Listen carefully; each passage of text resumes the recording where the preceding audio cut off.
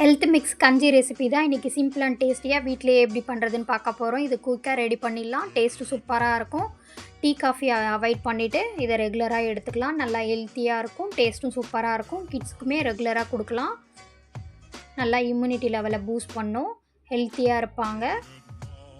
நல்லா வெயிட்டும் இன்க்ரீஸ் ஆகும். வாங்க எப்படி பண்ணுறதுன்னு பார்க்கலாம். அதுக்கு நான் கருப்பு கவுனி, கம்பு, சோளம், ராகி தான் பவுட்ரு பண்ணி எடுத்திருக்கேன். அது கூடவே தண்ணி சேர்த்து நல்லா தாராளமாக ஒரு விஸ்க் வச்சு மிக்ஸ் பண்ணிக்கலாம். நல்லா கட்டி ஆகிடும். அதனால் தாராளமாக தண்ணி சேர்த்துக்கலாம். சேர்த்துட்டு கட்டி இல்லாமல் விஸ்க் வச்சு இந்த மாதிரி நல்லா மிக்ஸ் பண்ணிக்கலாம். இப்போ இதை ஸ்டவ் ஆன் பண்ணி அதில் வச்சு நல்லா ஒரு மீடியம் ஃப்ளேமில் குக் பண்ணிக்கலாம்.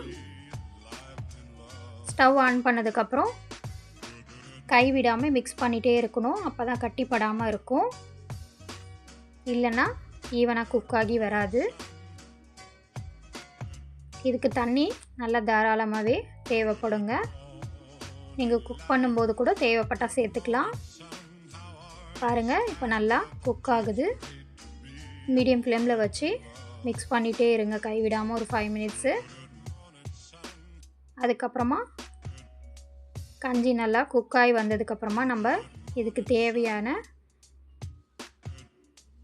டயபெட்டிஸ் இருக்கீங்கன்னா நீங்கள் நாட்டு சர்க்கரைக்கு பதில் சால்ட் வேணும்னா லைட்டாக சேர்த்து சர்வ் பண்ணலாம். அப்பயும் டேஸ்ட்டு சூப்பராக இருக்கும். இப்போ இது கூடவே நம்ம கருப்பட்டி சேர்த்துக்கலாம். கருப்பட்டி எல்லாம் நல்லா மெல்ட் ஆகி நல்லா கஞ்சி குக்காகி சாஃப்டாக வரும். நல்லா திக்காக இருக்கிறதுனால நான் இன்னமும் தண்ணி கொஞ்சம் சேர்த்துக்கிறேன். உங்களுக்கு எந்த அளவுக்கு தேவையோ அதுக்கேற்ற மாதிரி ஆட் பண்ணிக்கலாம். சேர்த்துட்டு நல்லா இந்த மாதிரி மிக்ஸ் பண்ணிகிட்டே இருங்க. சூப்பராக குக்காகி வந்துடுச்சு. அதில் இருக்கிற கருப்பட்டியும் நல்லா மெல்ட் ஆகி வந்துடுச்சு. அவ்வளோதான், சூப்பராக ரெடி ஆகிடுச்சு. இது அப்படியேவும் குடிக்கலாம். இல்லை சில்லுன்னு குடிக்க பிடிக்கும்னா இது கூட கூல்டவுன் ஆனதுக்கப்புறம் ஐஸ் க்யூப் சேர்த்தும் சர்வ் பண்ணலாம். நான் இன்றைக்கி கொஞ்சம் கஞ்சி எடுத்துக்கிறேன். அது கூடவே சூடான பால் சேர்த்து சர்வ் பண்ணுறேன். நம்ம ஆல்ரெடி நாட்டு சக்கரை ஆட் பண்ணியிருக்கிறதுனால சுகர் எதுவும் தேவையில்லை. தேவைப்பட்டால் வேணும்னா செக் பண்ணிவிட்டு சேர்த்துக்கலாம். எனக்கு இதுவே கரெக்டாக தான் இருந்தது. அவ்வளோதான், சூப்பராக ரெடி ஆகிடுச்சு. இது டேஸ்ட்டு சூப்பராக இருக்கும். ரொம்ப ஹெல்த்தியானதும் கிட்ஸுக்குமே ரெகுலராக கொடுக்கலாம். அவங்களும் என்ஜாய் பண்ணி சாப்பிடுவாங்க. ஏன்னா டேஸ்ட்டு சூப்பராக இருக்கும். அவ்வளோதாங்க, சர்வ் பண்ண வேண்டியது தான்.